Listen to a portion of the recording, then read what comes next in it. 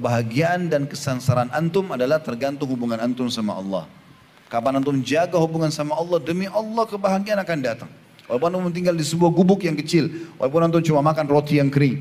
Dan kapan antum durhaka dengan sang pencipta Allah, maka terjadilah hal-hal yang tidak diinginkan. Walaupun rumahnya besar, makanannya banyak, mobilnya mewah, penyakitan, punya masalah banyak, sesak dadanya. Itu sudah sunnatullah. Dan Allah mengatakan, walan tajida li sunnatillahi tabdila. Dan kalian tidak akan pernah mendapatkan perubahan dalam sistem yang sudah Allah ciptakan itu.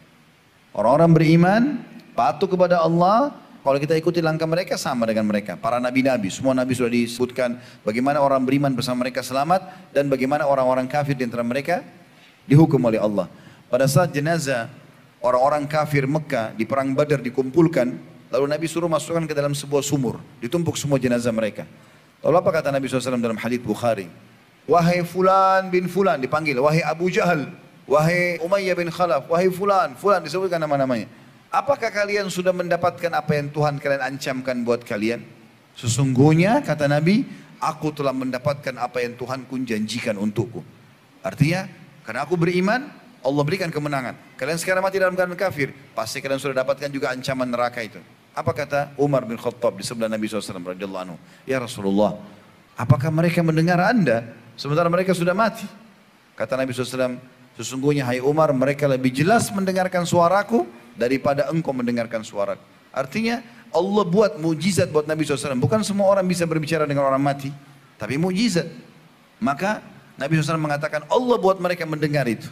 Dan mereka sudah mendapatkan ancaman-ancaman itu. Ada juga buku teman-teman sekalian ditulis oleh Ibnu Rajab rahimahullah. Judulnya itu kalau tidak salah 559 kisah nyata alam barzah. Beli buku itu teman-teman. Sekian banyak kisah tentang kuburan orang-orang saleh, tidak sengaja digali, ditemukan masih utuh jenazahnya. Sekian banyak kuburan orang-orang fasik, ahli maksiat, digali penuh dengan siksaan. Waktu di zaman Muawiyah radhiyallahu anhu, salah satu sahabat Nabi yang mulia, tepatnya kurang lebih 50 tahun setelah perang Uhud. Kalau saya tidak salah terjadi ini di tahun 53, kalau saya tidak salah. Sempat ada mata air yang saluran airnya itu kalau mau ditarik untuk penduduk Madinah, melewati kuburannya syuhada Uhud. Hamzah, Mus'ab, Abdullah bin Haram, dan sahabat-sahabat Nabi yang lain di perang Uhud, 70 orang itu. Maka Muawiyah mengatakan, coba gali kuburan sebagian syuhada ini, supaya saluran airnya bisa lewat, dipindahkan di tempat yang sekarang. Karena perintah khalifah, juga beberapa sahabat hidup zaman itu tidak melarang. Maka dilakukanlah. Subhanallah, di antara yang tergali adalah kuburannya sahabat yang mulia Hamzah dan juga Abdullah bin Haram dan Amr bin Jamuh. 3 sahabat ini yang terutama yang kena galian kuburan itu. Maka mereka memberikan kesaksian dan dinukil oleh para ulama hadis tentang kisah ini, bahwasanya jenazah itu masih utuh dengan pakaiannya. Sampai Jabir bin Abdullah, ayahnya Abdullah bin Haram mati syahid di perang Uhud, mengatakan aku melihat jenazah ayahku waktu dia perang Uhud 50 tahun yang lalu. Itu menggunakan baju warna putih bergaris-garis hitam. Dan dia kena sobekan pedang itu di bagian pelipisnya. Mati syahid radhiyallahu anhu. Maka dia bilang, saya lihat ayahku masih utuh bajunya, seperti baju baru dipakai. Dan tangannya menutup pelipisnya pada saat dia meninggal. Kalau diangkat tangannya, darahnya ngucur. Itu kesaksian Jabir tentang ayahnya. Dan juga para sahabat yang hidup pada saat itu menyaksikan dengan mata kepala mereka sendiri. Itu ternyata Hamzah masih utuh. Dan ada sahabat-sahabat yang mengenal Hamzah. Karena baru 50 tahun, masih ada yang hidup pada saat itu. Dan mereka disebutkan dalam kisah-kisah ini, pada saat mau dicangkul, mau digali kembali kuburan, itu sempat cangkul menyentuh jempol kakinya Hamzah. Dan ternyata mengeluarkan darah. Setelah 50 tahun lebih. Tidak mungkin apa yang disampaikan Allah dan Rasulnya salah. Orang-orang beriman yang sudah tersentuh secara keyakinan akan sangat percaya dengan itu. Ada seorang Arab Badui masuk Islam teman-teman di zaman Nabi SAW masih hidup. Tergopoh-gopoh dia lari ke Madinah. Masuk ke Madinah, cari mana Muhammad, mana yang namanya Muhammad. Ada utusan Allah di sini? Ada. Datang, ya Rasulullah, saya mau syahadat. Langsung syahadat. Orang-orang pada tanya, kenapa? Tiba-tiba kau syahadat. Kayak orang yang takut jangan sampai dia tidak sempat syahadat. Maka dia cerita. Dia bilang baru saja terjadi di padang pasir. Saya lagi mengembala domba saya, tiba-tiba ada seekor serigala yang mencuri 1 domba saya. Karena dombanya besar, serigalanya lebih kecil dari domba tersebut, maka dia keberatan untuk menarik domba itu. Tapi domba ini masih hidup. Maka kata Badui ini, penggembala domba, saya pun mengejar serigala itu sambil memukulnya. Dan dia melepaskan domba saya masih hidup.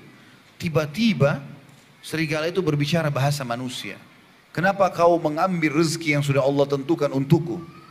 Ini kisah nyata dalam riwayat yang sahih. Maka berkata orang Badui ini, bagaimana bisa kau berbicara bahasa manusia? Kata serigala tersebut, apakah kau heran dengan aku bisa Allah mudahkan berbicara seperti ini? Sementara kau tidak merasa heran, di kota Madinah ada utusan Allah datang dan masih ada orang yang tidak mengikutinya. Maka gara-gara itu, dia meninggalkan gembalanya lalu pergi syahadat. Waktu Nabi SAW sampaikan, orang-orang pada terdiam. Apa kata Nabi SAW? Ketahuilah, aku, Abu Bakar dan Umar percaya itu. Artinya apa? Kalian harus percaya informasi ini. Kalau tidak percaya sudah, ini 3 orang ini pasti percaya. Maka orang semua, oh ini berarti kejadian nyata ini. Orang percaya ini adalah syahadat. Salah satu sahabat Abu Tamim Ad-Dari radhiyallahu anhu, itu seorang Nasrani. Dia pernah naik kapal. Ini sebab dia masuk Islam radhiyallahu anhu. Dalam riwayat Bukhari panjang lebar tentang kisah Dajjal. Mungkin 3-4 lembar atau lebih kisah tentang Tamim Ad-Dari radhiyallahu anhu.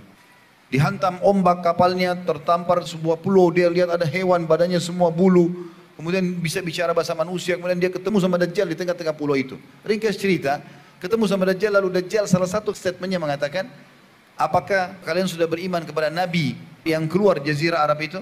Mereka mengatakan belum. Kata Dajjal, pulanglah, berimanlah kepadanya, karena aku akan keluar nanti di akhir zaman menyebarkan fitnah. Maka tiba-tiba mereka pulang langsung ke Madinah. Waktu saat itu Nabi SAW baru ceritakan kepada para sahabat tentang Dajjal. Akan keluar akhir zaman nanti ada Dajjal buat fitnah dan segala macam. Sebelum salam kita baca Allahumma inni a'udzubika min fitnatil masih Dajjal. Nabi SAW jelaskan semua. Datang Tamim dari syahadat. Ceritakan ya Rasulullah, saya masuk Islam gara-gara ini. Maka Nabi SAW mengatakan sebentar. Kumpul semua muslimin. Dengar, orang ini Allah pertemukan dengan Dajjal yang saya ceritakan. Maka Nabi SAW mengatakan subhanallah yang telah membenarkan apa yang disampaikan. Orang-orang yang beriman beruntunglah. Dia yakin dengan masalah itu. Ada seorang salafus saleh dari kalangan tabi'in dulu. Tapi saya tidak terlintas sekarang namanya tentunya. Diceritakan oleh Ibnu Rajab juga dalam buku itu. Seingat saya. Dia bilang orang ini tiba-tiba menangis terisak-isak pada saat jenazah adiknya dimasukkan ke kuburan. Padahal dia seorang alim. Dia tahu. Kita kan tidak boleh niyaha. Memukul-mukul badan, menarik rambut, teriak-teriak, doain yang tidak benar. Menyesal-menyesal kenapa si fulan mati. Tidak boleh. Teteskan air mata iya, tapi teriak-teriak ini nggak boleh dalam Islam. Nabi SAW mengatakan sesungguhnya mayit tersiksa dengan niyaha itu. Maka orang ini pulang, dia nggak bisa kontrol dirinya, terisak-isak nangis. Murid-muridnya pada katakan, wahai imam, wahai guru kami, bukankah anda menyampaikan kalau Nabi SAW melarang untuk seperti ini?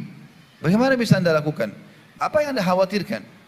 Maka kata dia, kisahnya demi Allah dia bilang, waktu kalian tadi ikut mengantar adik saya ke kuburan, kemudian kalian meninggalkan saya tertinggal sendiri dengan niat ingin mendoakan adik saya.